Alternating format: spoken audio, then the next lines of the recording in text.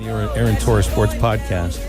AT, a few days ago, you weren't in the heart of Big Ten country. Now you are. How does it feel to live right there in the middle of all the tradition of legends and leaders and the Rose Bowl and everything? Oh, wait a minute. You live in Los Angeles. Oh, yeah, that is Big Ten country. I sure do. It is Big Ten country, baby. Let's go. Yeah, who's ready for Purdue UCLA, a year from now? What a day, guys. I was on a work Zoom, and my phone starts blowing up. And, I think, and I know we'll get into it over the next few minutes, I think when the Texas-Oklahoma news happened last year, I don't think any of us thought it would be the last ripple effect. But even living here, I have pretty good contacts at both schools, but I can't sit here and lie and say that I saw this coming or whatever. But I would also say, and I know we can dive into it, that I'm not that surprised at all. This is the new world. I said at the time of the Texas-Oklahoma news, everybody wants to be in either the Big Ten or the SEC. That was proven out, and now I think obviously the next question, which I know you guys I'm sure have been discussing, is there a next move for either conference? But what a day, guys, what a day. Yeah, you're exactly right, and so much of the conversation has been around, is this good or bad for college football? You just have to accept it for what it is. This is college football. This is college sports now. Whether it's good or bad, It's the lay of the land, no matter what. And the fact of the matter is there are 2 big leagues and 3 not big leagues in Power 5 sports, and then there's sort of the minor leagues that are down below that, and I'm using professional terms because it feels like it's professional sports now. I think the SEC, it feels to me, not that the SEC is on the clock, but whether or not the Pac, what's left of the Pac, and the Big 12 can form some sort of mega conference or partnership, because otherwise those 2 leagues are going to get picked for carcasses. 1,000%. And I think, to me, I think that's the most interesting conversation. And I don't have access to high-level TV executives. I wish I did. I'm not going to sit here and lie and say that I don't. But I think there's this immediate thing of the SEC's got to do this, and the what does the Big Ten do after the SEC does whatever? And I think my kind of thought is, really outside of Notre Dame, how many of these schools really move the needle? Now, maybe Oregon to a degree. From the Pac-12, obviously it appears as though Oregon and Washington appear to be moving in lockstep. And then, obviously, from the ACC perspective, Phil, I know you didn't bring it up, there's some interesting programs there with a Florida State, a Clemson, a Miami, maybe North Carolina, maybe Duke, depending on how you feel about basketball. But I think that's the next big step, right? This new Big 12 commissioner is supposedly not taking office until August 1st. He just kind of got thrown into the fire right now today, and I think he should be, making phone calls to all of these Pac-12 schools because one of the two isn't. We're not. I mean, you never know, right? But my guess would be that we're either not going to have a Big 12 or we're not going to have a Pac-12 in a couple of years from now. Maybe we won't have both, and they'll combine and be something completely different. But that's obviously the logical next question. What happens to these schools? And it's one of those where I can't speak for you guys. I don't know if you care, whatever. But I feel bad. I mean, I feel bad for Arizona fans this morning, for Washington fans, for Washington State fans trying to figure out what their future is. I lived it a decade ago with my alma mater, UConn, when the Big East broke up and it was a basketball-only school, and if you had a football program, you had to take a hike. And so it's sad, it's crazy, it's surreal. And Phil, obviously, I think the next question is, we're not done. I think one, does the SEC feel or want to expand? Same with the Big Ten. And then to your point, what happens with the remaining Pac-12 schools? Because it doesn't feel like those 10 schools are going to move forward as an entity. Do they break up? Do they try to add schools? That's probably the next logical question. It's funny the way you put it, too, about how Oregon and Washington would be moving in lockstep, leaving their in-state rivals all the way behind. Yeah. I think 2 other schools that have to feel like, what happened here? That maybe could fit into the Big Ten as far as the academics and all of the other sports that they sponsor, and, some football success now and again, and a great rivalry is Stanford and Cal, which is all around the Bay Area, and nobody, they didn't get this invitation. The teams in L.A. did. Yeah. No, it's fascinating, right? And I think we learned from the Oklahoma State the Oklahoma Texas stuff last year that I think, based on previous rounds of realignment a decade ago, I think we always kind of thought that Oklahoma and Oklahoma State were kind of tied at the hip, and it turns out that they weren't. And so now all of a sudden you're not surprised to see, Cal, those two schools in the Bay Area, but Cal is a UC school, and it's the same with UCLA, University of California at Los Angeles, University of California at Berkeley. And so they're run, and I'm not enough of a higher education expert to know, but they're run by the same people. Jurisdiction is passed down, like the rules to some degree on UCLA's campus are pretty similar to the ones on Berkeley's campus. And so I think that's the lesson. I mean, I think there's a lot of lessons that we should have taken from Oklahoma and Texas last year, but that's one of them, is that, I think we all thought that Oklahoma and Oak State were tied at the hip. They're clearly not. And now you look at the current situation with the remaining Pac-12, whatever it's going to become. UCLA and Cal Berkeley clearly weren't.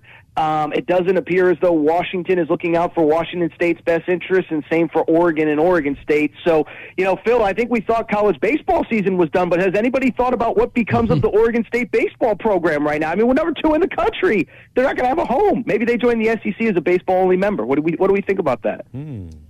I mean, I'm kidding. I'm kidding. AT, you could throw any idea out there at this point, That's true. I would probably say there's a grain of fact in it. I mean, you obviously being in LA, you're much more connected to the LA community and to fans of USC, UCLA. How is it being received among these fans? I mean, are people excited to, in 2 years look up and be planning out a road trip to Bloomington, West Lafayette, Chicago, College Park, Champaign, East Lansing, and Lincoln? I mean, that's or a 41-hour drive from Los Angeles to New Jersey. I mean, how are the fan bases of these two schools receiving this news? Well, I think from the fans' perspective, a couple things is one. I think USC and UC. I think, as weird as it sounds, I think all 12 Pac-12 schools, and I haven't spoken to fans of every school, but I've spoken to Arizona fans, just like I've spoken to UCLA fans, USC fans, whatever. I think everybody kind of has the same thought. I think USC and UCLA fans are sad to be leaving these schools that they've been playing for 100 years or whatever it is. But I think they understand that they had to protect themselves, and if they didn't, somebody else would have taken advantage of the situation. And I think the other 10 Pac-12 schools feel the same way. I haven't heard one Oregon fan, and I know they exist, I just haven't heard them. But I think most Oregon fans understand, we would have made the same decision if we were in their position. Arizona fans feel the same way. We would have made the same decision if we were in their position. And so I think it's a sadness kind of coupled with a reality that this is where college sports is right now. You have to listen, and it's been kind of a running joke, Drew and Phil, over the last couple of days about this alliance that was formed between the Big Ten, the ACC, and the Pac-12. But this proves that you have to look out for yourself and yourself only, because nobody else is. And so I think the fans get that. What I would say, though, guys, one thing that has surprised me, the schools themselves, the people in the administrations, I think are a little bit more excited than I was anticipating. I think that they seem to think that, whether it's from the basketball perspective, where you're now replacing a Tuesday night game with Cal, with Michigan State or Michigan, and I know every team isn't going to be marquee, but I think they feel like there's going to be more marquee opponents coming in from the basketball perspective, and then from the football perspective. I mean, we'll see where this is at just in general 5, 6, 7, 8, 10 years from now. But I think UCLA feels pretty good that, one, there's a ton of Michigan alums, a ton of Ohio State alums, a ton of Penn State alums in the Southern California and Western region of the country, but two, that it is going to be a pilgrimage. Now going the other way is going to be different. I don't know how many UCLA fans are going to go to Bloomington, to your point, Drew, on a Saturday in November, but I think they feel like it's creating more compelling home games. As weird as it sounds, and I know for an SEC fan it's going to sound crazy, but we're going to be able to sell tickets to the other fan bases. Now, maybe at USC it's not as big of a deal, but UCLA, we've seen them have trouble put people in the Rose Bowl. Well, they didn't have trouble when LSU came to town last year, and I don't think they're going to have trouble the first time Wisconsin comes out, or Michigan, Ohio State, whatever. So for the fans' perspective, I think everybody's bummed. USC fans and UCLA fans are happy that they're on that life raft to the Big Ten. But from the administrative side, I think I was a little surprised by the reaction. It was more excited than I thought it would be, considering all the travel logistics that you two just brought up. And now, IT, here's the real question, and this is the thing that I've seen thrown out on Twitter. did Lincoln Riley know this was a possibility when he took the job 6 months ago? I mean, everybody made the joke he's trying to dodge the SEC. Well, now you're in the Big Ten, buddy. I'll tell you, I was just in the shower before you guys called, so nice visual for all your listeners. But I was thinking, the day he does end up taking that Dallas Cowboys job, I already got a tweet saved in the drafts of the Cowboys announced they're moving to the AFC or something like that. I mean, I got to workshop it a little bit, but it is unbelievable that what what do you even say? But yeah, I would assume, by the way, if he was afraid of the SEC, Ohio State's really good, but I don't think he's going into as much of a knife fight, a gunfight with a knife as he would have been at Oklahoma, going to LSU, Florida, Georgia, Alabama, etc., as he is with USC. So it is a crazy subplot, and this poor man must just be like, can I get some stability somewhere? But that was a funny story that came out of yesterday. So yeah, it definitely was, and just him kind of just getting caught up in not just one, but now two big bombshells in college football. At, one thing that, and as someone who covers SEC as much as you do, that lives outside of the SEC footprint, how come this time last year when Texas OU joins, everybody's up in arms, big bad SEC, Greg Sankey doesn't have a soul, wants to kill college football, wants to kill tradition? How come I'm not hearing any of that out of the Big Ten? How come this is just strictly a business move? But last year, that big bad mean Greg Sankey, he just wants to destroy college football and take all the money for himself.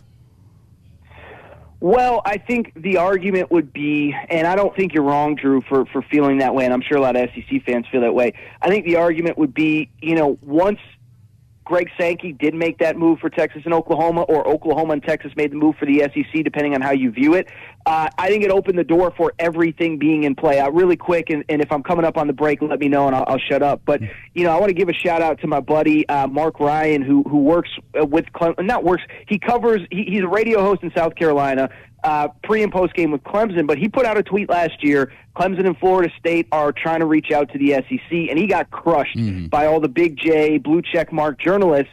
And I said, I'm sure they are, because everybody is reaching out to everybody. And so I think, to go back to your original question, Drew, is that, why it was shocking last year, but once that happened, it's exactly what I just said a minute ago. Everybody had to put, allegiance aside and history aside and tradition aside and do what's best for them.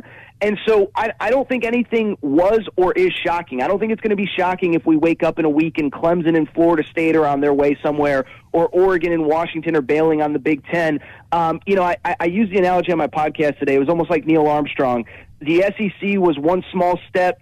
The Pac-12 and the Big Ten yesterday, USC and UCLA, was one giant leap, and that's the leap that I think is going to change college football forever. So I get where you're coming from. I get the argument from an SEC fan, but that was really the Pandora's box that opened up. I'm using every cliche possible here, but that was the Pandora's box, and this was the one that I think changed college sports forever. We are up against Partners at BetOnline continue to be the #1 source for all your betting needs and sports info. Find all the latest odds, news, and sports developments, including this year's Wimbledon Finals, Major League Baseball, the latest fighting news, and even next season's early NFL futures. Head to the website or use your mobile device to sign up today to receive your 50% welcome bonus on your first deposit. Just use our promo code BLEAV. That's BLEAV to get the bonus and get into the action. Bet online, where the game starts.